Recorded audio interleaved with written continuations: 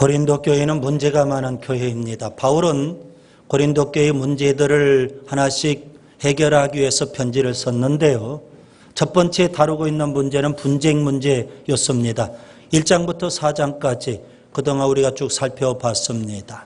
여러분, 교회가 분쟁에서 나누어지는 것은 하나님의 뜻이 아닙니다. 교회는 하나가 되어야 되는 줄 믿습니다. 예수님께서 십자가에 죽으시기 바로 전날 밤 요한복음 17장에 보시면 고별 설교를 하셨습니다. 그때 주님께서 하신 기도를 여러분이 기억하시기 바랍니다. 하나가 되게 하옵소서. 교회 공동체가 하나가 되어야 됩니다. 그렇기 때문에 우리는 더더욱 예수님의 이 기도를 기억하면서 교회의 일치에 힘써야 되는 줄 믿습니다. 그 다음에 두 번째 다루고 있는 문제는 고린도전서 5장과 6장 윤리적인 문제를 다루고 있습니다. 좀 더 구체적으로 말씀드리면 근친상간의 문제를 다루고 있고 또 소송의 문제 그리고 음행의 문제 이러한 윤리적인 문제를 다루고 있습니다. 여러분, 교회는 거룩해야 되는 줄 믿습니다. 예수님께서 십자가에 죽으시기 바로 전날 밤 요한복음 17장 고별 기도를 하시면서 주님은 또 이런 기도를 하셨습니다. 거룩하게 하옵소서. 여러분이 이 기도를 꼭 기억하시고 교회가 거룩해야 되는 줄 믿습니다. 우리 또한 교회가 거룩하도록 교회의 거룩에 더 힘써야 되는 겁니다. 오늘 고린도전서 5장을 이제 보겠습니다. 근친상간의 문제를 다루고 있습니다. 창세기에 보면 소돔과 고모라 성이 있습니다. 성적으로 아주 타락하고 문란한 도시를 상징하고 있죠. 물론 유황불 심판을 받은 것 여러분이 잘 기억하실 겁니다. 우리 주변에 청량리 588 아마 다 들어서 아실 겁니다. 지금은 이제 재개발이 되어가고 있는데요. 청량리 588 상징적인 그런 용어가 됐습니다. 성매매 집성촌으로서 성적으로 아주 문란한 지역을 말하고 있습니다. 고린도 지역도 흡사합니다. 성적으로 아주 타락한 문란한 그런 지역이었고 그런 지역에 있는 고린도 교회 성적 타락의 현상이 나타나게 됐던 겁니다. 여러분, 본문 1절에 보시면 이방인 중에서도 별로 없는 타락의 현상이 벌어진 겁니다. 곧 세상에서도 별로 없는 그런 성적 타락의 현상이 예배당 안에서 벌어지고 있다는 사실입니다. 우리가 가끔 이런 말을 하죠. 내가 하면 로맨스, 남이 하면 스캔들. 성적 스캔들이 로맨스화되고 있는 겁니다. 여러분이 심각하게 여겨야 되는데 이걸 로맨스로 여기면 문제가 심각해지는 겁니다. 스캔들이란 뭘까요?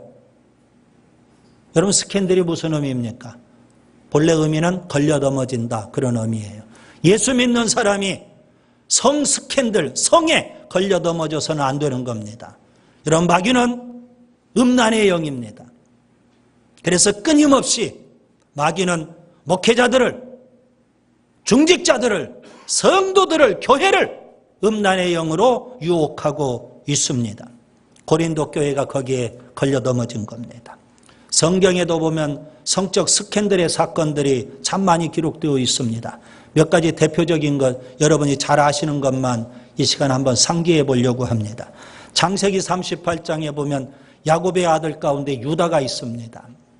유다라는 아들이 어느 날 장녀를 찾아갔어요. 하룻밤을 보냈는데 그 여자가 바로 며느리였습니다. 다말. 세상에 이런 일이 어디가 다 있습니까? 창세기 39장에 보면 스캔들 해프닝 사건이 있었죠. 요셉이라는 아들이 있었습니다.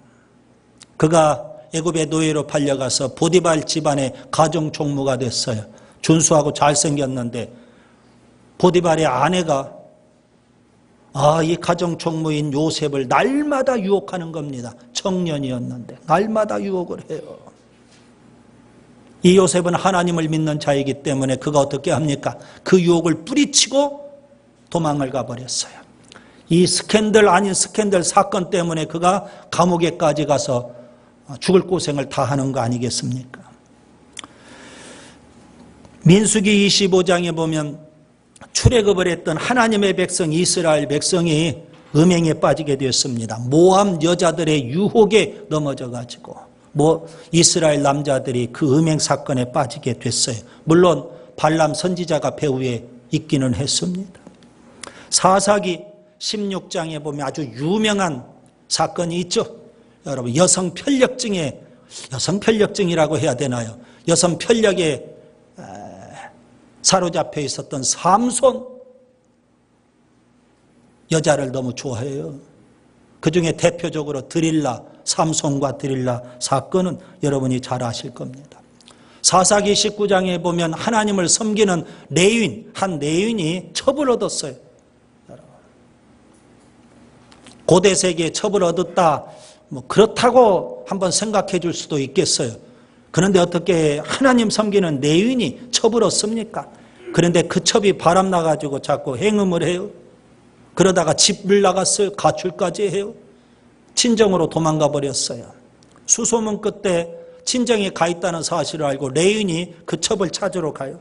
찾아서 돌아오는데 기부의 불량배들에게 걸려가지고 그 첩이 윤관을 당하고 그날 죽습니다. 이 첩의 시신을 집으로 데리고 와가지고 이 레윈이 토막을 내요. 12토막을 내서 이스라엘 각 지파에다 다 보내요. 그것 때문에 이스라엘 백성들이 발칵 뒤집어져 가지고 베냐민 지파와 나머지 지파들 사이에 전쟁이 벌어져 가지고 사람들이 죽어가고 있는 그런 처참한 모습도 우리가 성경에서 읽어볼 수가 있어요. 사무엘하 11장에 보면은 굉장히 유명한 스캔들 사건이 있습니다. 다윗 왕이 아주 충직스러운 우리야 장군의 아내를 탐했어요. 그래가지고 불러다가 간음을 해버려요. 그리고 그 사실을 덮기 위해서 완전 범죄를 꿈꾸기 위해서 우리야 장군, 그렇게 충직한 장군인데 적진 깊숙이 보내가지고 전사하게 만들어요. 그리고는 밧세바를 아내로 삼아버렸어요. 사무엘하 13장에 보면 그런 다윗의 아들 암논이 누이 동생이었던 다말을 범해요. 여러분, 근친상간이에요. 사무엘의 16장에 보면은 압살롬이 그 사건을 눈여겨보고 있다가 다말을, 내 누이 동생 다말을 범한 그 암논을 살해해 버립니다. 그리고는 아버지에게 반기를 들고 반역 일으켜요. 아버지는 도망을 가죠. 다윗 왕은 예루살렘 성을 차지하고 아버지의 후궁들을 백주 대낮에 아버지의 후궁들을 범해버려요. 그런 끔찍한 일들이 성경에도 기록되어 있어요. 마태복음 14장에 보면 분봉왕 헤롯이 나옵니다. 헤롯이 결혼을 했는데요. 그의 동생 빌립도 결혼을 했어요. 동생의 아내가 헤로디아예요. 그런데 헤롯 왕과 분봉왕 헤롯 왕과 동생의 아내가 눈이 맞았어요. 그러니까 헤롯 왕도 이혼을 해버려요. 그리고 헤로디아도 남편을 버려요. 그리고는 결혼을 했어요. 그걸 누가 알아요? 그 시대 유대인들이 다 알아요. 세례 요한이 발끈했어요. 화가 났어요. 그래서 아주 신랄하게 지적을 하거든요. 선지자가 그렇게 지적하는데도 불구하고 헤롯 왕이 마음속에 꿍하고 있다가 감옥에 가둬버렸어요. 그러고는 어느 날 참수시켜버리는 그런 사건도 성경에 기록되어 있어요. 오늘 우리 시대가 어떤 시대일까요? 예수님께서 두 번에 걸쳐서 이렇게 말씀하셨습니다. 마태복음 12장 39절, 마태복음 16장 4절에 악하고 음란한 세대라. 악하고 음란한 세대다. 그런 시대에 우리가 살고 있어요. 여러분, 성적 타락은 인류 역사의 최악의 죄악입니다. 아주 심각한 죄악이에요. 오늘 우리 시대에 우리 사회는요 아주 심각해요. 이렇게 설교하면 또 문제가 될 법도 하겠죠. 그렇지만 해야 될 것 같아요. 성소수자 인권 보호라는 미명하에 동성애 쾌 축제가 시청 광장에서 벌어지고 있어요. 그걸 또 옹호하고 있어요. 지지하고 있다고요. 음란의 영이 판을 치고 있어요. 예배당 안에도 음란의 물이 막 들어와 있어요. 어떻게 해야 될까요? 오늘 고린도전서 5장에서 세 가지를 말씀하고 있습니다. 저는 고린도전서 5장을 세 단락으로 나누어서 이 시간 말씀드리려고 합니다. 1절부터 5절까지 첫째 통한이 여겨야 됩니다. 두 번째 6절부터 8절까지 누룩을 경계해야 됩니다. 그 다음에 세 번째 9절부터 13절까지 출교시켜야 합니다. 먼저 첫 번째 단락을 보세요. 1절부터 5절까지 교회 안에 음행이 발생했는데요. 그 음행의 사건은 본문 1절에 보니까 이방인들 가운데서도 없는 그런 음행의 사건이 벌어지게 된 겁니다. 이방인 가운데도 없다 이 말은 오늘 우리에게 적용하면 세상 사람들도 하지 않는 짓을 교회 다닌 사람들이 그것을 하고 있다는 겁니다. 어떤 일이었을까요? 좀 더 구체적으로 보면 아버지의 아내를 취했다는 겁니다. 아마 상황은 이랬을 겁니다. 아버지가 부자였는데 본처는 돌아가시고 그 다음에 결혼했는데 계모겠죠. 계모에게 모든 유산이 다 넘어가는 겁니다. 이 아들이 그 유산이 탐난 겁니다. 그래서 계모를 아내로 삼아 버렸어요. 그리고 그 유산도 차지하게 된 거예요. 그런데 이 아들은 교회 다니는 아들이고 또 교회에 적극적으로 헌금도 많이 하고 후원도 하는 아주 중요한 위치에 있는 사람이었어요. 그러니까 교회가 그런 음행 사건이 벌어짐에도 불구하고 통한이 여기지를 못했더라는 겁니다. 여기 통한이 여긴다 이 말은 무슨 말일까요? 슬퍼한다, 애통한다 그런 의미예요. 고린도 교회의 문제는 뭐예요? 여러분 고린도 교회의 문제는 뭘까요? 교회의 중직자가 성적 타락에 빠진 거예요. 그것도 세상에도 없는 그런 폐륜 사건이 벌어졌어요.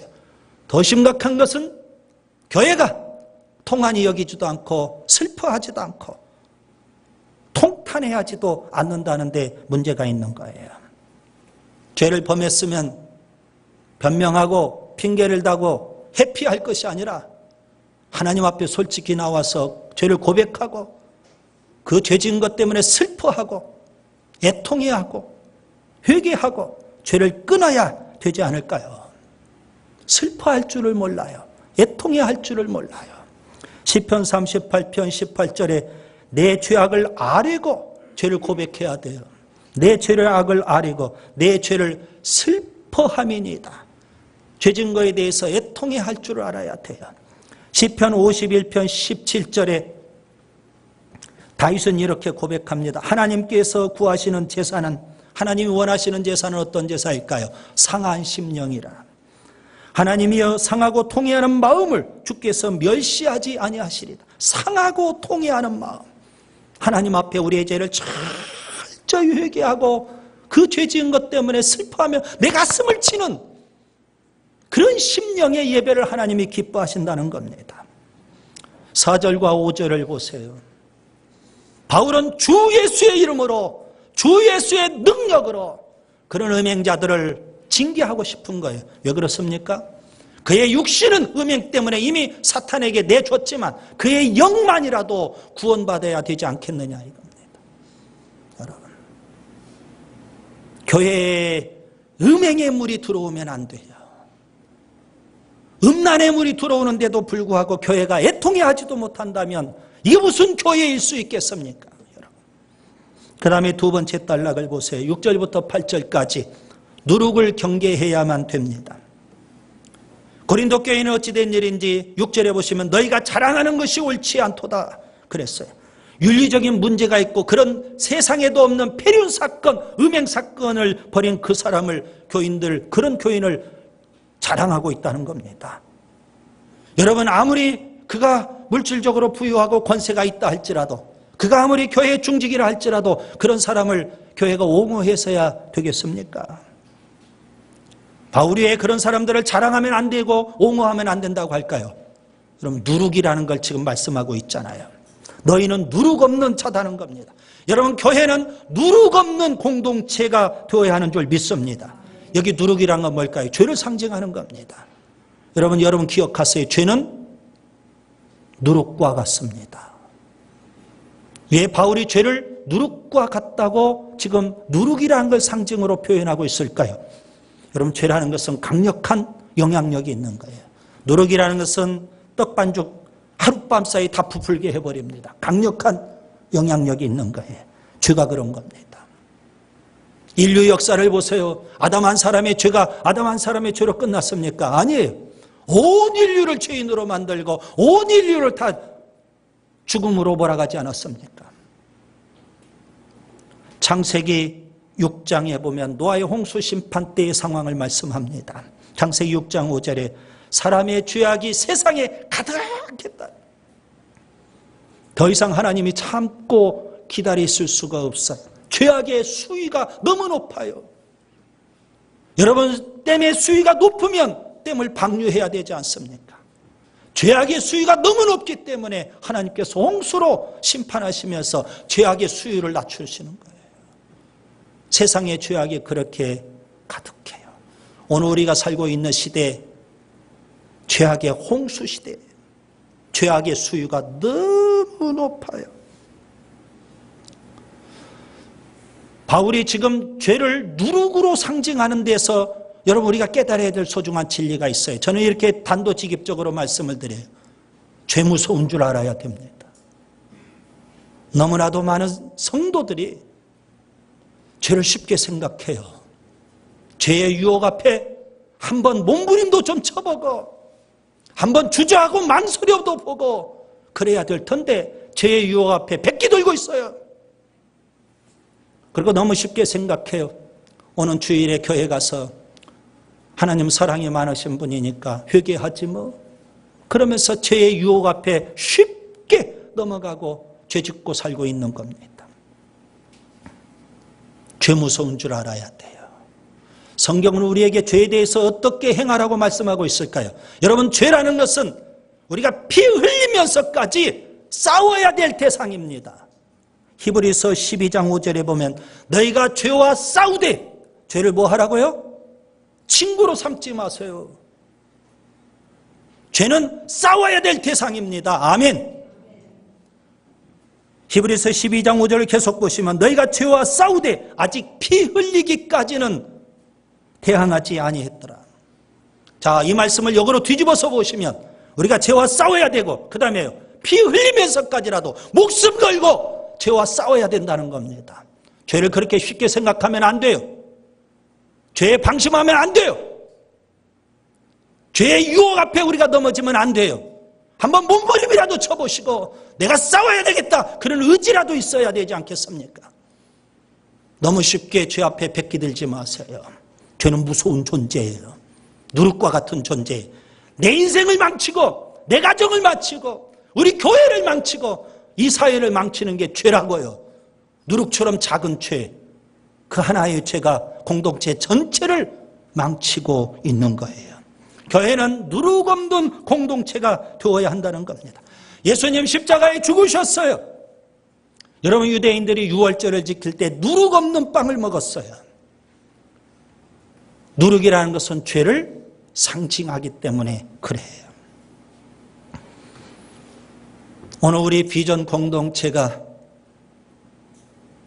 거룩한 공동체, 누룩 없는 공동체가 될 수 있기를 바랍니다. 죄 무서운 줄 알아야 되고요.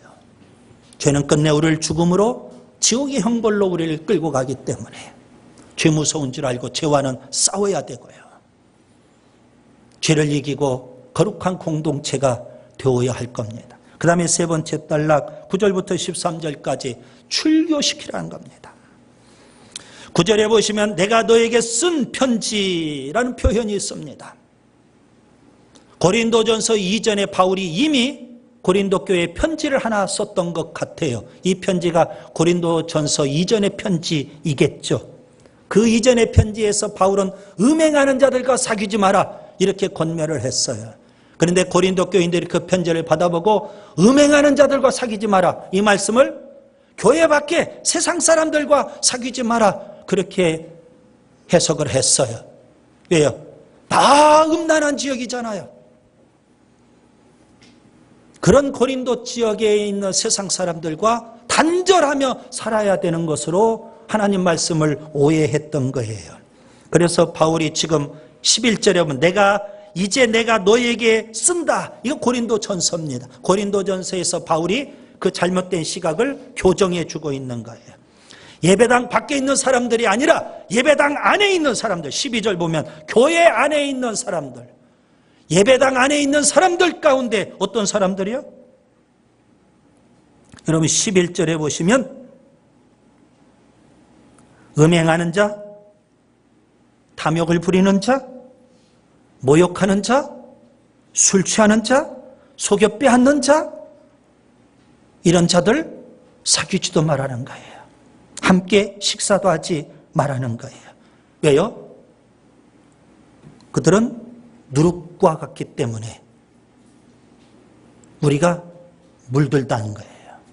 그래서 바울은 단호하게 말해요. 13절에 이 악한 사람은 너희 중에서 내쫓으라. 출교를 명하고 있는 겁니다. 도려내야 돼요. 아무리 그가 중직자라도, 아무리 그가 교회 안에 헌금 많이 하고 후원을 많이 한다 할지라도, 아무리 그가 열심히 일하는 기둥이라 할지라도 아닌 건 아니기 때문에 도려내야 된다는 거예요. 저는 아픈 기억이 있어요. 목회하면서 제가 사람을 쫓아낸 적은 없는데 2명의 학생과 청년을 쫓아냈어요. 한 남자 청년이 어느 날 교회에 왔는데 이상해요. 군에서 동성애를 배워가지고 교회에 와서 청년들에게 접근을 해가요. 심지어는 이메일로 저에게까지 접근을 해와요. 그래서 제가 결단했어요. 불러다가 네가 삶을 고치든지 회개하고 고치든지 아니면 교회를 떠나라. 쫓아냈어요. 또한 여자 학생이 있었어요. 제가 발견했어요. 음행을 저지른 거, 학생이. 저만 아는 사건이었어요. 그래서 제가 불렀어요. 조용히 불러서 회개해라. 제 앞에서 빙긋이 웃어요. 생글생글 웃어요. 회개할 줄을 몰라요. 철면 피 뻔뻔해요. 그것도 학생이, 여학생이. 너는 회개할 줄 모르는구나. 교회 오지 마. 쫓아냈어요. 너무 하나님 앞에 죄송해요. 그렇지만 공동체가 거룩해야 돼요. 그들과 사귀지 말고 내쫓으라 그랬어요. 여러분, 음행을 이기는 방법은 뭘까요? 음행을 이기는 방법은 피하는 거예요. 마귀를 이기는 방법은 대항하는 거예요. 고린도전서 6장 18절에 보면 음행을 피하라. 디모데후서 2장 22절에도 보면 정욕을 피하라. 여러분, 이 음행, 정욕, 성적인 것은 피하는 게 상책입니다. 반면에 마귀는요, 피하면 안 돼요. 대항해서 싸워야 돼요. 야고보서 4장 7절에 보면 마귀를 대적하라. 에베소서 6장 11절 13절에 보면 마귀를 대적하라. 그렇게 말씀해요. 여러분 꼭 공식을 기억하세요. 음행은 피하고 마귀는 대적해야 되는 거예요. 여러분, 교회가 거룩한 것, 거룩해지는 것, 예수님이 가장 기뻐하시는 겁니다. 이스라엘 백성이 출애굽을 했어요. 그들에게 하나님께서 젖과 꿀이 가나안 땅을 약속하셨어요. 조건이 있어요. 젖과 꿀이 흐르는 가나안 땅을 하나님께서 주시겠다고 하면서 뭘 조건으로 거셨을까요? 가나안의 7 족속을 진멸하라는 겁니다. 왜 진멸해야 돼요? 하나님은 이스라엘 백성이 거룩하기를 원하셨어요. 가나안 7 족속에 물들기를 원치 않으셔요. 하나님 우리에게 복을 주시는데 우리에게 조건이 있어요. 거룩하라는 거예요. 공동체가 거룩해야 돼요. 말씀을 정리합니다. 고린도전서 1장부터 4장까지 해서 분쟁 문제를 다루면서 교회는 일치에 힘써야 돼. 하나가 되어야 되는 줄 믿습니다. 고린도전서 5장과 6장을 통해서 윤리적인 문제를 다루어요. 교회는 거룩해야 되는 줄 믿습니다. 특별히 악하고 음란한 세대에 우리가 살고 있어요.